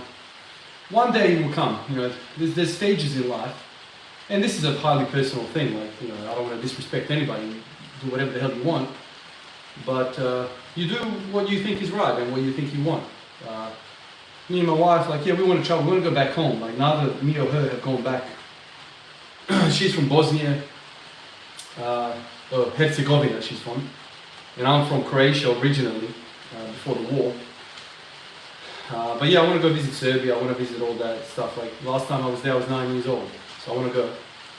I definitely want to go. I want to go to America, I want to see an NBA game, man, I want to see an NBA game, but all of these trips will have to wait. I mean, the world is so expensive now, you know, I've got a friend that went to Bulgaria a few weeks ago, and it's expensive, you need a lot of money, man, like, and I don't know, you need to save a long time to take 5 people across. And I want to make sure when we do go that it's going to be enjoyable for everyone. But yeah, we want to go one day, definitely. Have you noticed any difference in your vertical jump from squat every day? Not really, man, not really. I haven't practiced jumping. I can still basically jump and grab the rim at 105 kilos, like I could when I was 80 kilos without any squatting ability. So I've maintained my vertical leap while adding 20 kilos of body weight. So, I mean, it makes sense that if you want to be an athletic person to jump high, you need to gain as much strength as possible without gaining weight, because weight, it makes sense, right? It's like a race car. You want to have a weight reduction. The best performance gain that a race car can make is strip its weight. So all the strength that I've added has been offset by the weight that I've gained. Yeah, if I travel, you'll have to bring the squat rack and barbell. I think, eventually this is going to have to end, right? The squat everyday journey is going to end. I'm not going to be squatting on the damn plane. That's definitely going to happen, without a doubt. I just happen to be lucky that I'm squatting every day while having a young family and we're very much staying put. But eventually life is going to get to a point where I'm going to be, the kids dictate everything, right? So there'll be a time where I have to take the boy to basketball, the girl to netball, the other fella's going to go to swimming, all on the same day, and the squats are going to happen. Or I'm going to squat in the middle of the night or whatever, something like that. But I don't have any worries about that. The journey will end when it has to end. But it's not going to be because of I don't want to squat anymore. It's going to be because my boy's more important than the squat everyday thing. And that's without a doubt fact. So you take it all on as you go along in life. I've done some basketball videos, man, Josh. You can look it up. I've done some basketball videos. We've gone to the gym. Yeah. I'm 20 kilos heavier, and I feel like if I was to play half a basketball game, I'd roll ankles and pop Achilles and all sorts.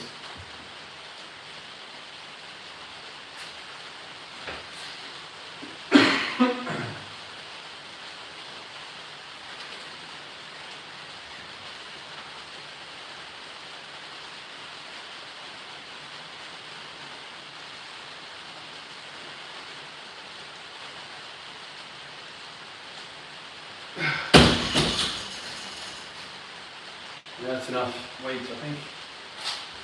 No more weight. It's all about the shoulder with this exercise. How much can we tolerate?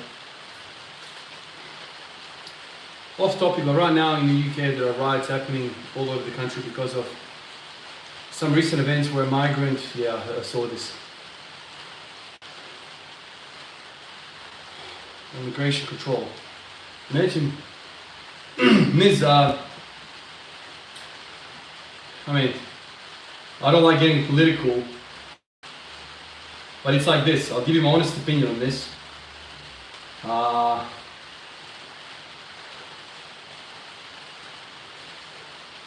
It's like this. The reason why the UK and all of Europe has a migrant problem, mostly referring to the Islamic or Muslim problem, which is not a problem, but I'll tell you what's going on. The leaders of the West think, I don't want to get into this because it's politics and that's not my forte, but this is what I'm getting out of it. In the last 20 years, the West has, or America specifically, they've bombed the shit out of Afghanistan, Syria, Iraq, Palestine through Israel. They've bombed the living shit out of everyone. And all of these people from these countries have fled the bombings. And where are they going to flee to? Where are they going to flee to? They've come to the UK, to France, to Germany. And now these people are complaining about the immigration problem. You created that. You bombed all of these countries, bombed the living shit out of them for the better part of 20 years, if not longer.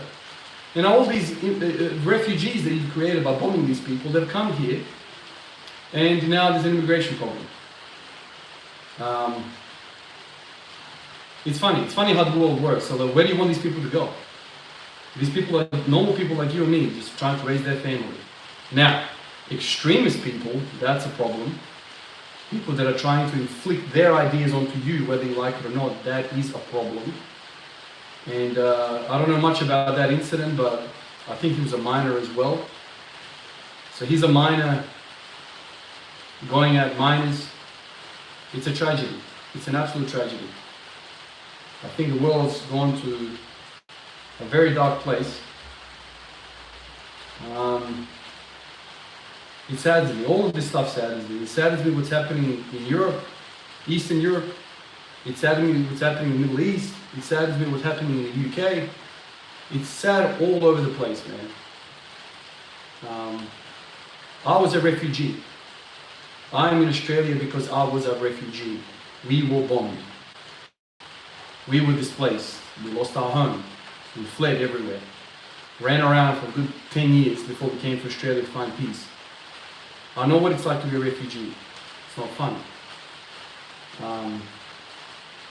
When you make war, you make refugees. Those things are one-to-one. And then these refugees come to different countries and they're angry. I don't know what's happening, but that boy is also a boy. I don't know if that's a mental health event. It almost reminds me of like what's happening in America as well with these guns and things. You know, there's so much trouble around the world. It's crazy, man. But yeah, I'm not an expert in all of this, but yeah, there you go. The boys are born in the UK and parents are migrants. It saddens me, dude. It's all sad. I hate war. That's the core belief in me. I hate war. I hate it. I lost relatives to war. And it seems like wherever I turn, America is also like always in the middle of it. And also Russia. It's like the Cold War. The Cold War is just extending for the last fucking 100 years. You know? So I feel like exactly what happened in Korea and Vietnam is still happening all over the world. It's just always trouble, always war. And it's people like you and me. Like, who are we? Nothing. We're just regular people. We're trying to live our lives. We are the ones that have to go and die for these crazy ideas. I don't know, man. The world's lost its way, man. Kako je, brate, fali ti tegova? Fali. Stalno može više.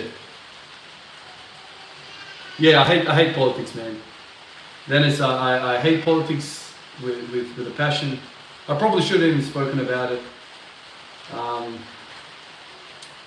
But the only thing about all of this is like when I was younger, I used to never talk about politics. I didn't care, especially when I came from when we came as refugees to Australia. I didn't care.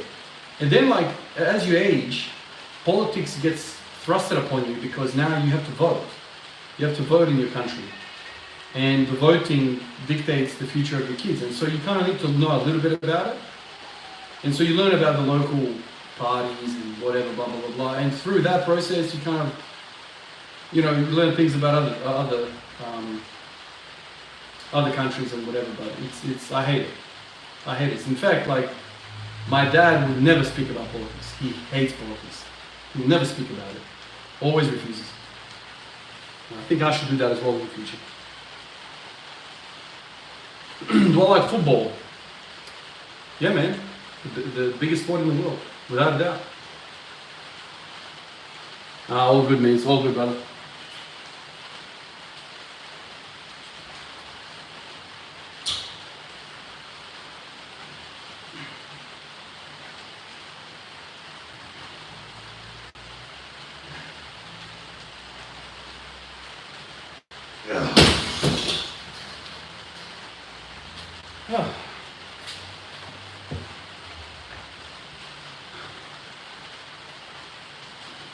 Yeah, football, man. So when we lived in Serbia or Yugoslavia, I was a Red Star fan, Belgrade Red Star. And then you move to Australia. The games are always on odd times, middle of the morning, late night. So you don't watch. Stop following that completely. And so now I've got the EPL, English Premier League, on my TV. I've got Off to Sport. So I follow the big stuff, the big clubs and whatever, the best players. Yeah, it's crazy how much the game has changed. So crazy how much the game has changed. Like the target man is completely left the game. It's all about high pressing now. Your forward players also have to be defensive players and chase the ball and chase the game. So much different now. You have like a, very, very short players up at the front who are great runners.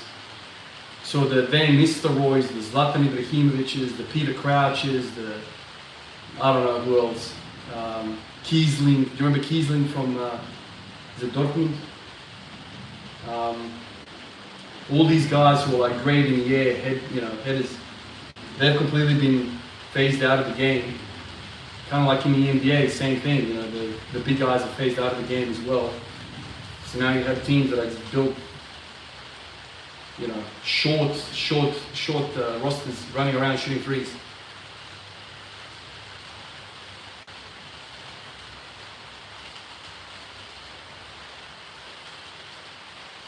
Yeah, that's the Leverkusen, man. So I played FIFA all throughout my childhood, and I loved the crossing game so much, man. I used to get Leverkusen, man, and cross it in, and Kiesling would come in and just fucking bang. Oh my god! And his stats were always amazing in the game. Him and Falcao when he played for Atletico. Was he? No. Where did he play? Monaco. Was he Monaco? I can't remember where Falcao played before he went to Manchester. He also had like unbelievable jumping stats and unbelievable heading stats. So, and then Peter Crouch, I used to love playing with him. Who else? There was a few other guys that would be amazing, like the target forward.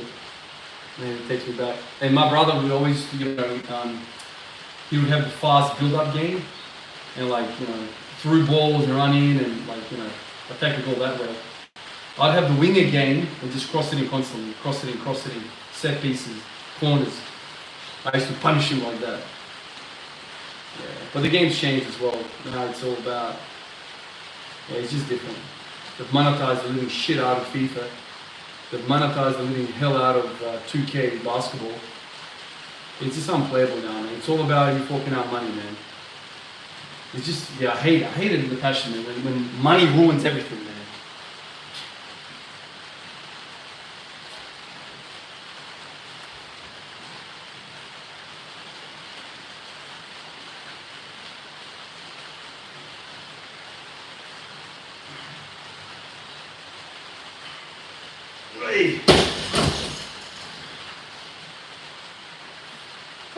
Is that 3? I think that's 3.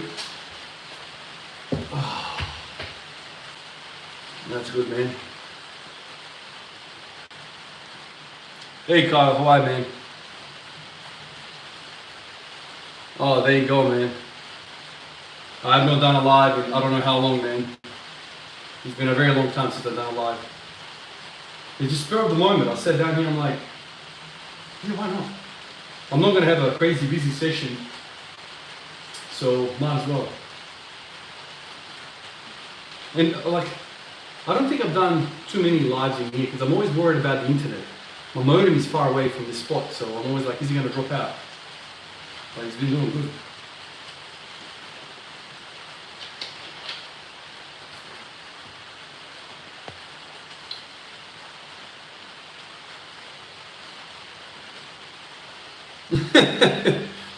Oh, Dennis, money and politics ruins everything. You're so right. Nah, ever since I got sick, Carl, I've stopped the biking altogether. I haven't trained properly now for weeks. I'm out of my routine, out of my rhythm, out of everything. I'm in a slump. Now I do 2 exercises a day. I do my squat, whatever I decide to do on the squat. And then I do this, or basically every day. Either do this, or the next day I do tibialis anterior for the shins, and then I call it quits. And then one day a week somewhere I try to fit in when I have a day off and I feel good. A proper back day where I'm doing rows, and then another day I try to push squats, and that is it. That's all I'm doing. Bikes are out of the mix. Heavy squatting is out of the mix. Yeah, a lot of things have fallen out. I need to get my weight back up. I need to I need to start feeling healthy again. I still have shit in my lungs. I'm still coughing crap up. Oh, Miz, thank you again, man. My typical diet day today. So most mornings, if I have a day off,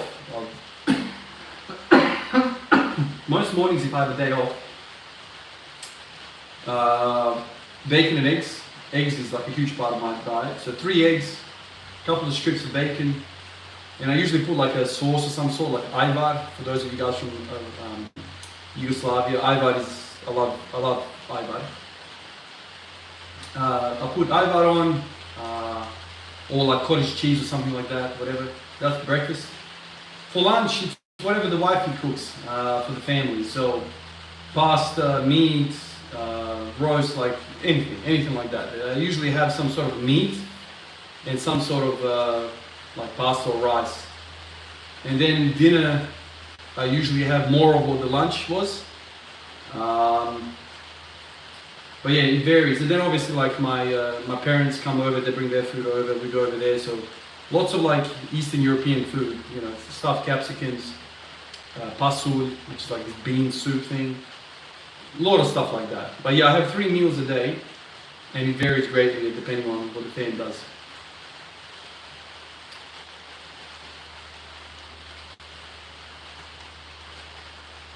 I said the basketball, the shot clock makes it exciting. Soccer is ridiculous. Yeah, that's interesting. The shot clock. Man, imagine if soccer had a shot clock. Interesting. Dennis, yeah, no cardio at all right now. I need to rest these freaking lungs of mine. I need to rest all this stuff, but I will get back to the bike again. The bike was great. I want to get back to the bike. I'm not in a good spot right now. Why am I doing these barbell rows? The barbell rows are there for one reason and one reason only. 3 months ago when I did the crazy 180 for 13, that was brought to you by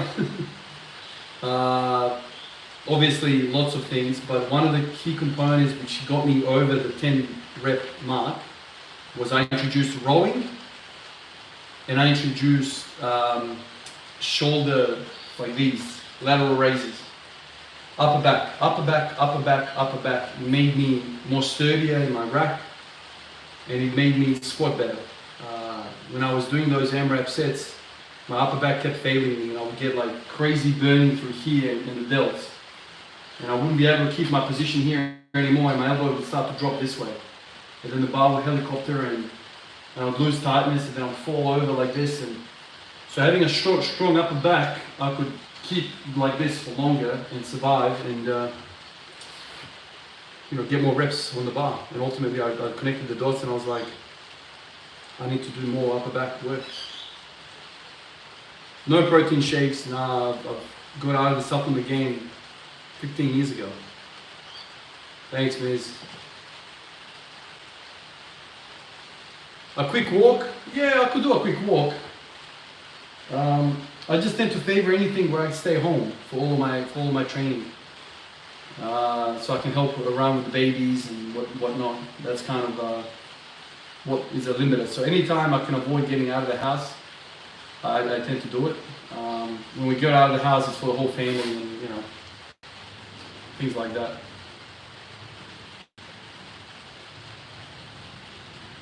Now I've got 2 horse mats outside.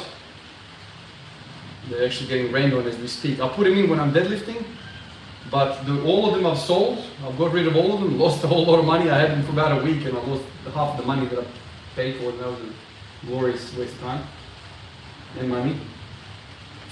But yeah, I have 2 of them that I use, and that's it.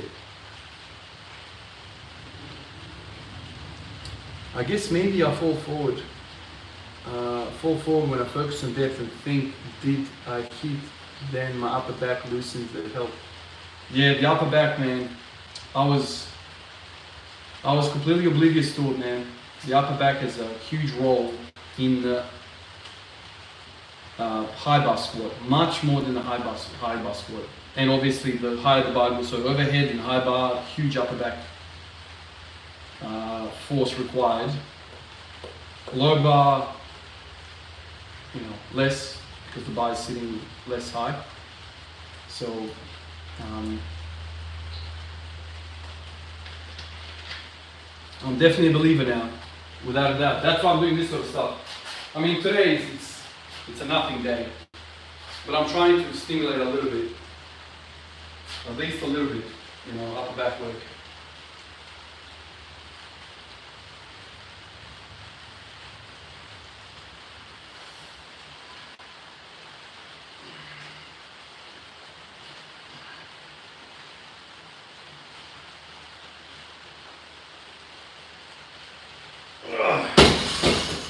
Is that 4? I don't know what that is. I can always lose count.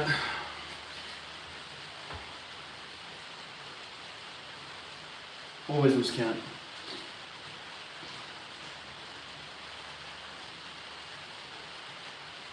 Oh, that's a good question, Josh. I've tried pulling on the bar down. That didn't do anything for me. I just try to maintain the position, mostly rotation. So if I'm here, I've got the bar here, what I experience, at least for me, is that when I'm in here, locked up, and when I get tired, when I'm doing those AMRAP sets, my elbows start to drop. Right? So as you're watching this, if you just put your arms like this, and then I tell you, lift your elbows up, what do you feel? You feel the upper back. Right? And now, if you hold that for a minute, you'll start to feel the upper back. It starts to get warmer and warmer, like I'm feeling right now, warmer. And if I go, oh, I can't really do this anymore, let me just relax it, this is what happens. It drops.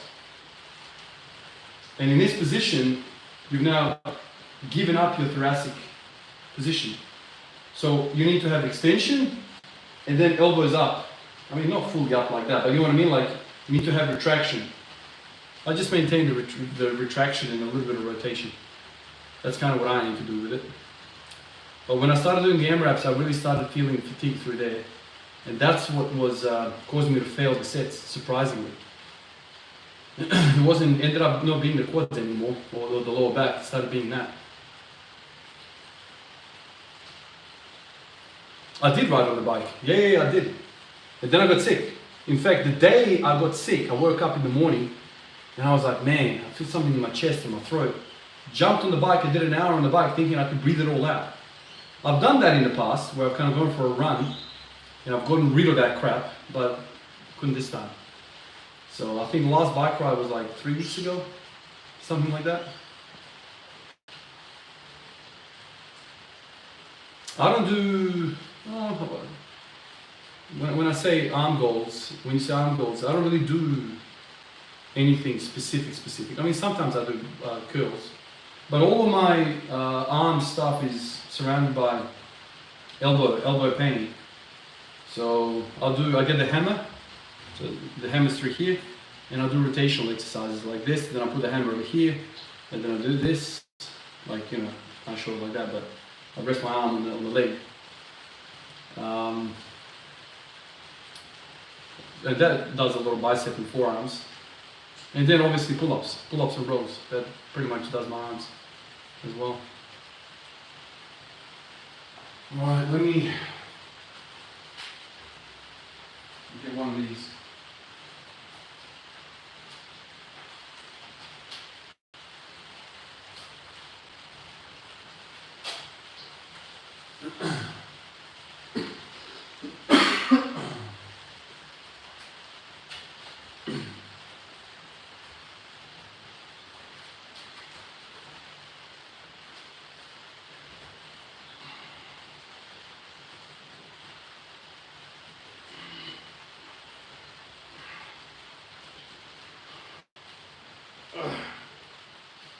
Oh, I'm spent. Nothing left.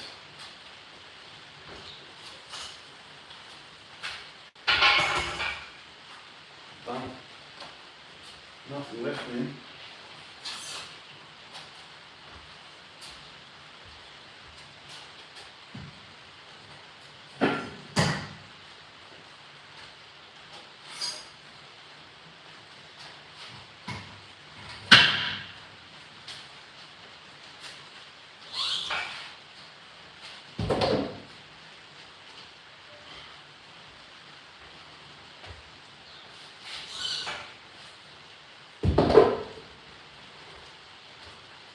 Oh, boys.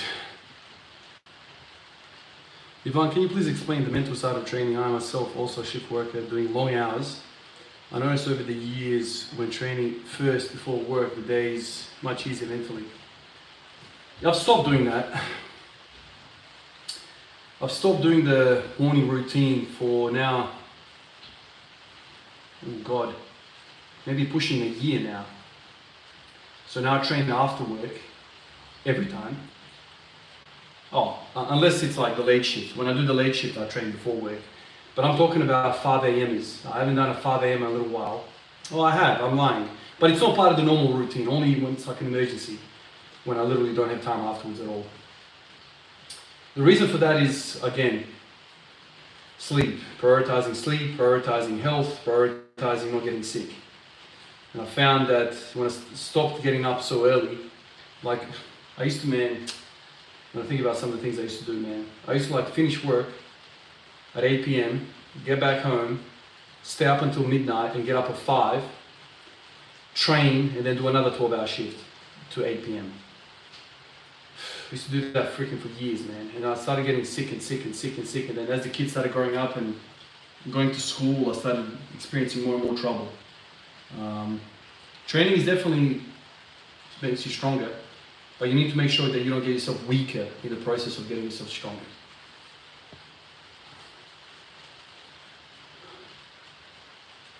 Boys, I think this is it. Hour and almost 2 hours. King, I'll definitely teach my kids to squat. They're already squatting. Yeah, I want to get out of here, boys. I'll catch you guys in the next one. 2-hour session, not bad. This was fun. I'm going to try to do this again. This was a lot of fun. Appreciate you guys. Appreciate you for hanging out with me, making the training session more fun. And I'll catch you guys in the next one. All 32 of you. Alright guys. Peace out. Now, how do we end this? I forgot to... Oh God. Here we go. Catch you guys. See ya.